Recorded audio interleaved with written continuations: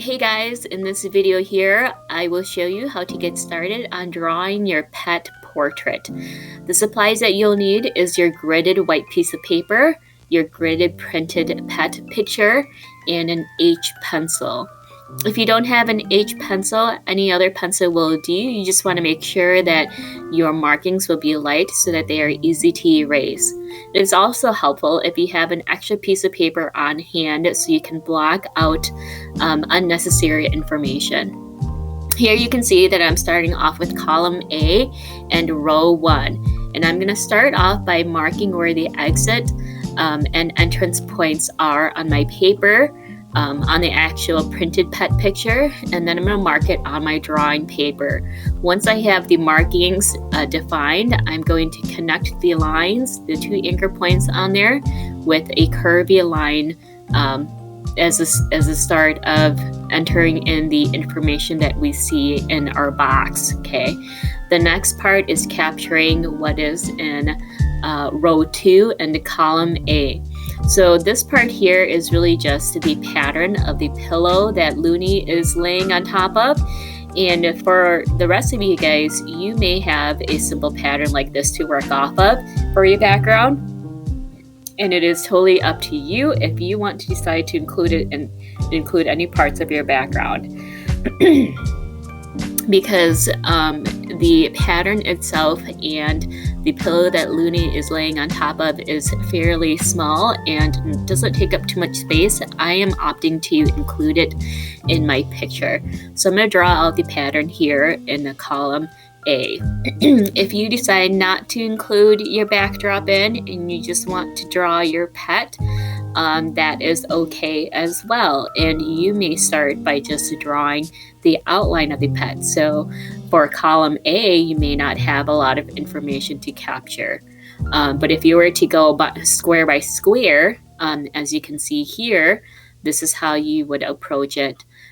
Block out the other areas that may be distracting or that are currently unnecessary, and then just trying to capture what you see in the boxes and transfer them over.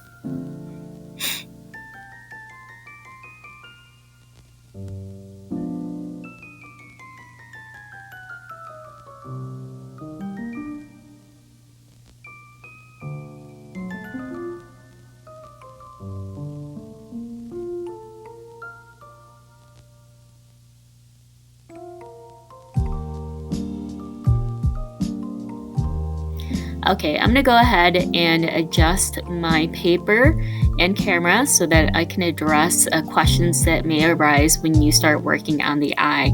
I often get questions on how to get started with the eye, and what ends up happening is a lot of times there are so many details that come with having to draw the eye that the eye either ends up looking too large or too small. And my best tip that I can give you guys with when you approach the eye is to figure out the white parts of the eye and start from there. Okay, the white parts of the eye is fairly easy to identify because you have the lines of the eyelid that wraps around the eyeball and encases it. And because of that contrast of the line, you can see the eyeball shape, and then you can draw it and then figure out the details from there. So here I have captured and I've started drawing that white part, the inner corner of the eye that's visible.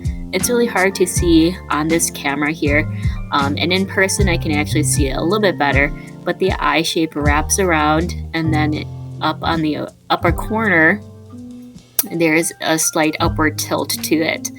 I kind of have to make up some little bits and parts of it just to capture the shape of the eye that kind of gets hidden in the shadow or the darkness of the print.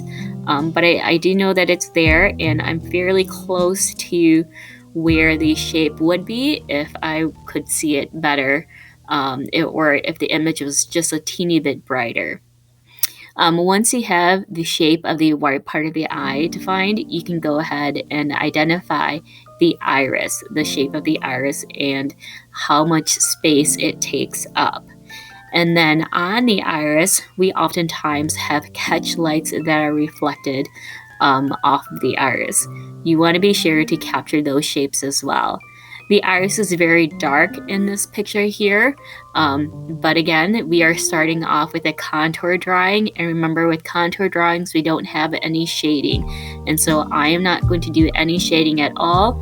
All I'm going to do is I'm going to capture the skin that wraps around the eye, the shape of the skin. I want to capture the eyelid and any folds that there may be. I also want to kind of roughly sketch out any dark patches or shadows that there may be, and there's quite a few here around the eye shape. So I'm going to try to capture them. I'm going to try to outline it as best as I can.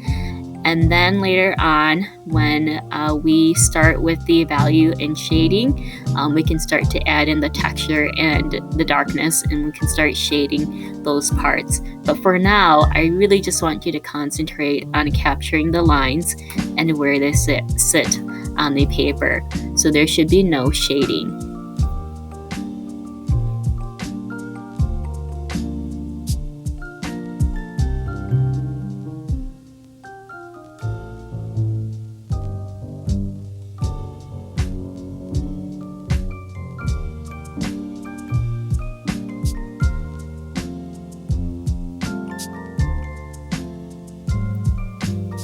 So when I first started drawing, I started in column A and I worked my way down row by row.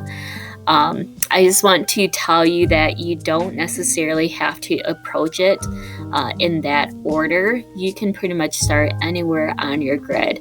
Oftentimes when I'm using a grid to draw a portrait, I will start either with the face, and then I'll go and I'll complete the outline of the figure or the subject that I'm drawing, and then I'll add in the background. So there isn't any specific rules as to what order you should start, but go with something that feels right to you and that is comfortable to you. The only rules you have is that you want to work on one box at a time, and you want to capture all the details that you see in that box so you don't end up missing any of the details. And you also want to make sure that you try to capture things as accurately as possible. So those are the main rules. So even if there is something that doesn't look quite right to you, again, that is the left side of your brain telling you that this doesn't look quite right. And that's a time when you actually want to focus on the right side of the brain, or allow the right side of the brain to take over and tell you what type of lines should be connecting your entrance and exit spots in your box.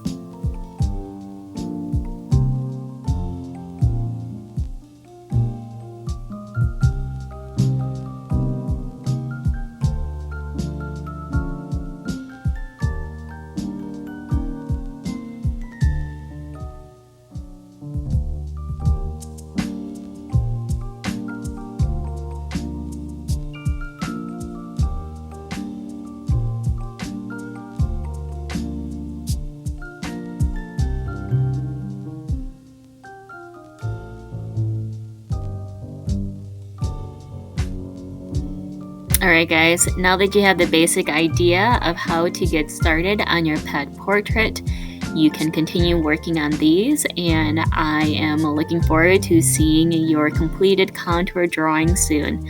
Good luck guys! Let me know if you have any questions. Please reach out.